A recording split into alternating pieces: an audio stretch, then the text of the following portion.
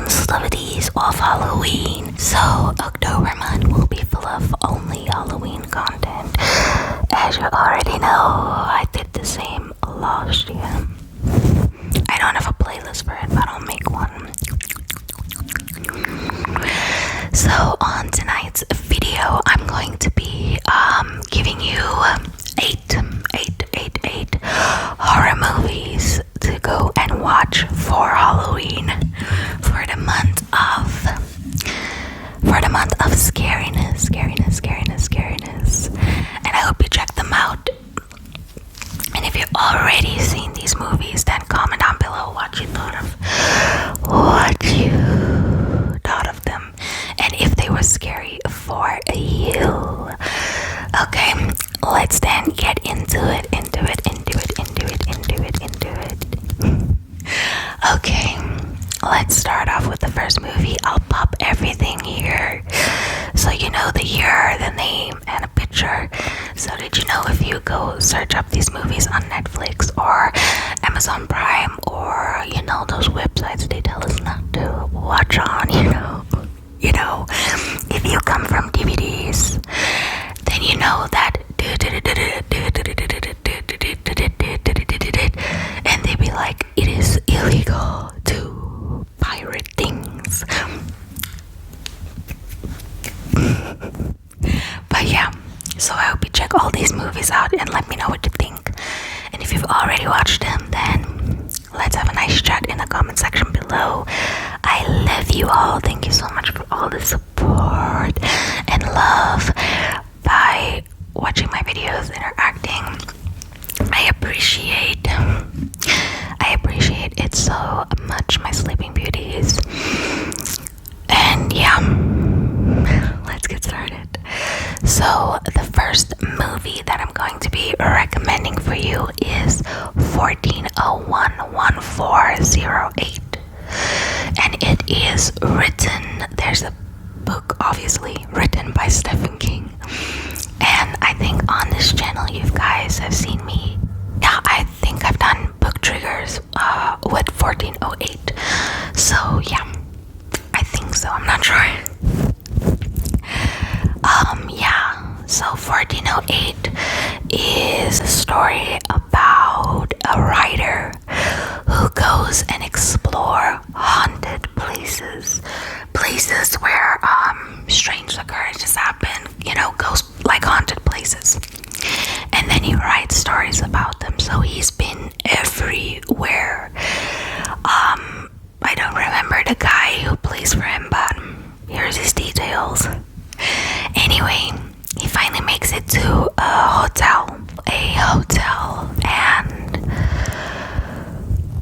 there's a room 1408. No one stays there anymore because things went down. So he's and before he even goes to the room, they're warning him, the staff. They're like, we don't do room service. We do not go to that room. We don't even like to be on that floor, because I'm not sure if the whole floor is like sectioned off from the hotel, because they never closed it or scraped that area. I just think, I'm not sure, but that room, nobody no. And at first they didn't even wanted to give him that room, but he was like, I'm a writer, I want to do this. Anyway, long story short, he regretted it, especially because he has a dramatic past, you might say. And if you come with drama and things aren't good in your life, that's what they like to feed off of. Anyway, he goes into this hotel room, and everything at first is okay. He thought the room looked so nice, and he was like, I thought they didn't do room service here or clean up. Anyway, as the night goes on, shit happens. A lot of things go down, and it's scary, and it's like the room is playing tricks on his mind, and he is seeing people who died there.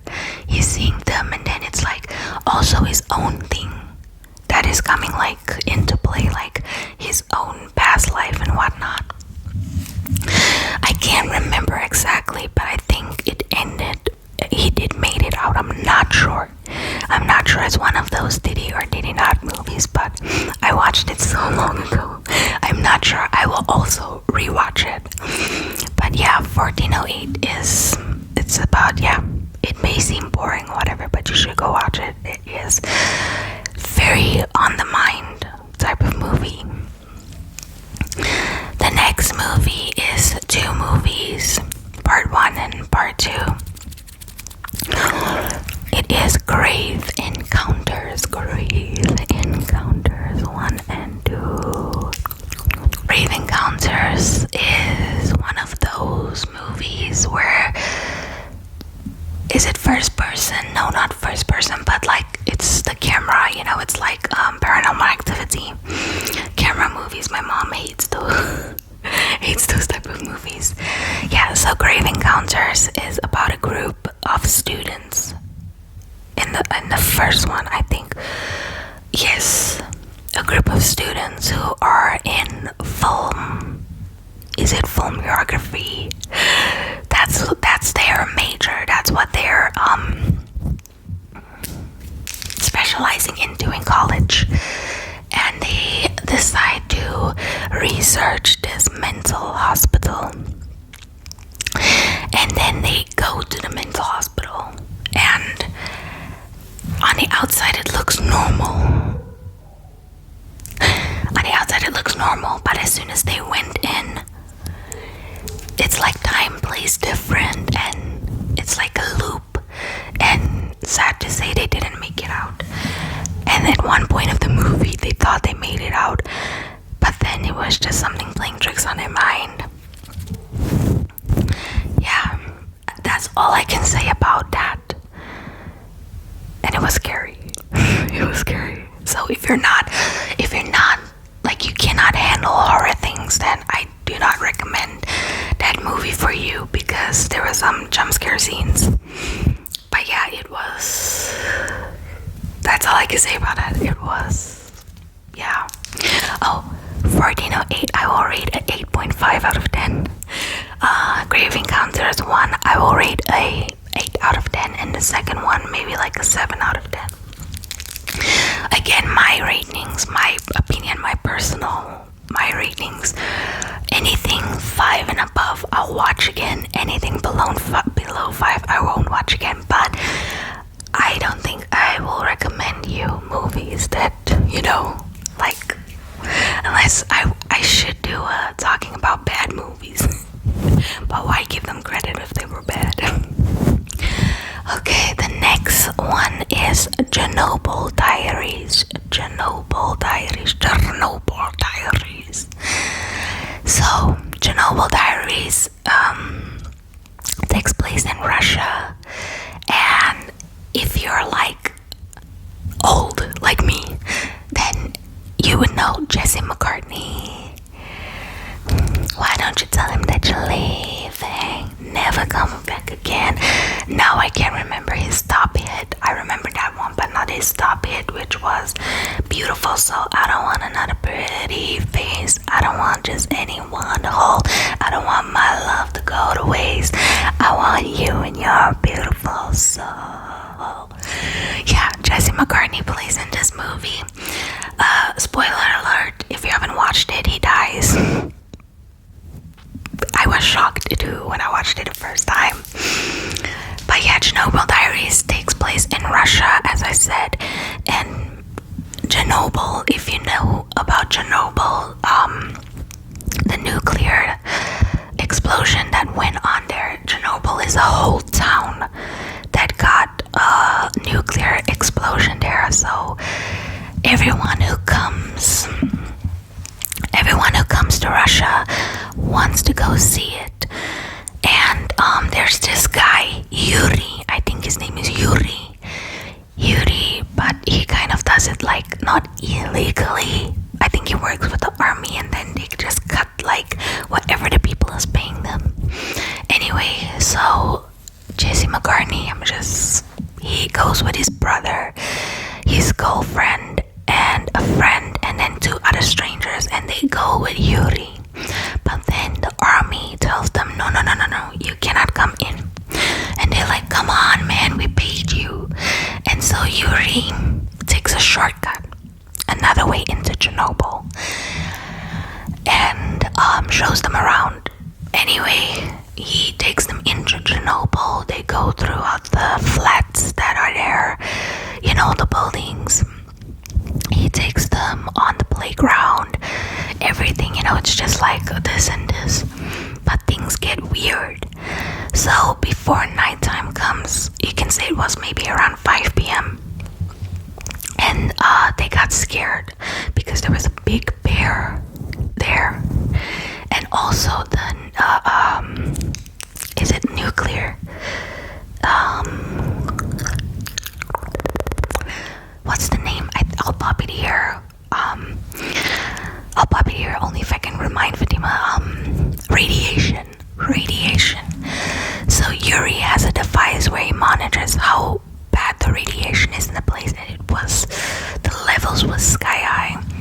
I think till today, Chernobyl has high radiation levels. I think it's not open for the public to go and visit. I'm not sure. Maybe I'll put a little fun fact here, or maybe I'll do a little quick Google. But yeah, so he's telling them, okay, let's go. After that bad bear just ran across, he was like, everyone was shaken up. They're like, no, let's go. And then they get to the car because he drives a minivan and he doesn't want to start. And they're like, come on, man, come on.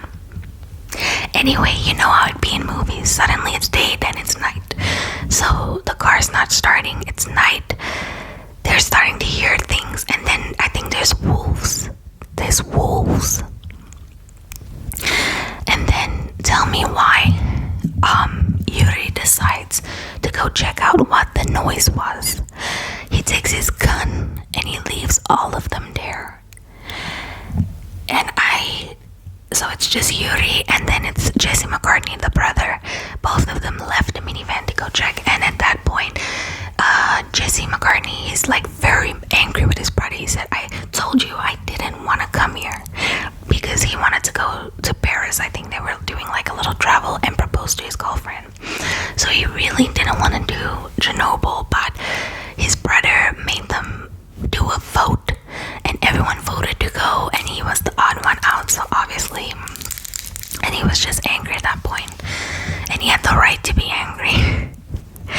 Anyway, they hear gunshots, and back comes his brother, and his leg is like broken. It is effed up, and Yuri didn't come back, so they decided to wait until morning to go search for Yuri. Yeah. So, I think I'm gonna put in the beginning of the video spoilers because I'm just explaining the whole movie. Yeah, none of them made it out, sorry to say. The government was busy experimenting on the people.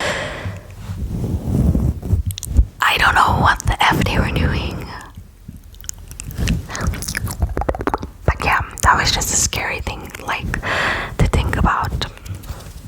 So yeah, I give that movie a 9 out of 10 because in order for things for me to be a 10, there needs to be some sort of happy ending or whatever. Because to me it seems like only more people will come to Chernobyl, and that's what will happen to them.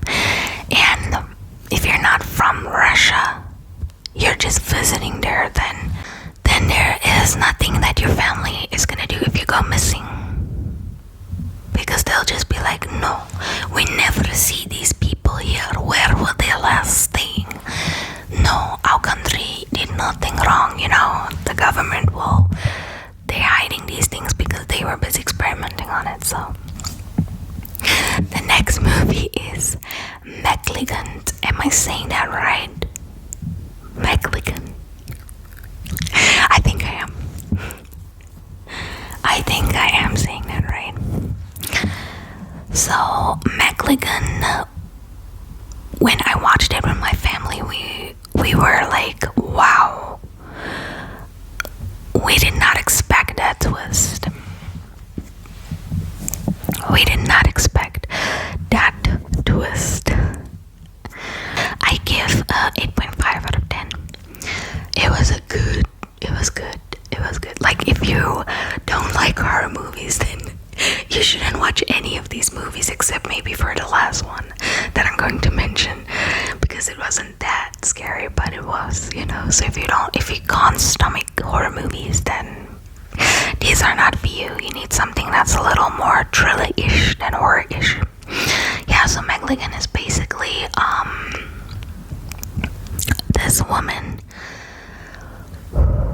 So the movie, I think, begins basically with this woman, and it's like she's having miscarriages and she's pregnant again, but her boyfriend is super duper duper duper duper duper abusive. So long story short, she find out along the way that she was part of an experiment, you can say, and she had a twin, and the twin was not right in his head. The twin was evil. If you haven't watched it, and I'm not gonna spoil, so just know that the twin was evil, okay, and he was not gone. Maybe he escaped from that hospital that they were busy experimenting on him, and she's the only one who got away. That's where I'm gonna leave that one. The next one is Mirrors 1. I think I've mentioned this movie before, but I'm not sure. So Mirrors 1, the reason I say only the first one is because the second one was pure nonsense. So Mirrors 1, I think it is a mall. It was once a mall, and I think they just pulled it on top of that mall, and tragedies happened. And that mall, I think it was a mall, and underneath the mall was a mental institution, I think so. And I think the mental institution burned down, and then they pulled the mall on top, and then the mall burned down. That movie, I was scared of mirrors for so long after I watched it. But yeah, that's also what I'm gonna say about that. So yeah, this man is a night guard at that mall. He has to check that, you know, nobody breaks in or whatever. Kind of gives Five Nights at Freddy's. You gotta be the night guard. Anyway, yeah, so obviously strange things happen, and he's divorced, I think. Is he divorced?